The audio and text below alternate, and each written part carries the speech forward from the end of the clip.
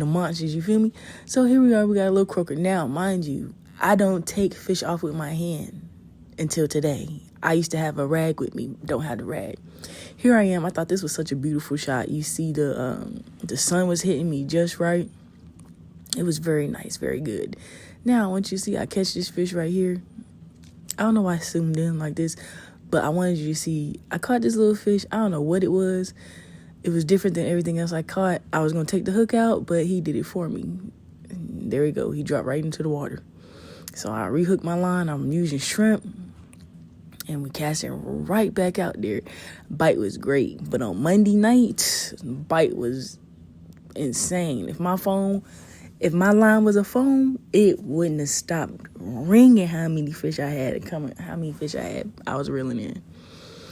But here I am just looking around, really just enjoying the scenery, really just enjoying being out there. Now, this was all prompted from a bad interview I had on Monday. Monday's interview wasn't bad as in I did bad. It was just bad. Like, I hate selling myself. The interviewers were just like, when it's not your business, you could tell when people like, I have to hire you versus being like warm, open, and bubbly. You know, you feel me? So it was crazy. They all asked me, like, it was a panel interview. They didn't tell me I had to take a written test at the end of it. So it was a panel interview. They all asked me like 5 to 6 questions. So it was like 20 questions they asked me. And I was just like, this is crazy. Then on top of that, they're done with the interview part. They're like, okay, now time for your written test.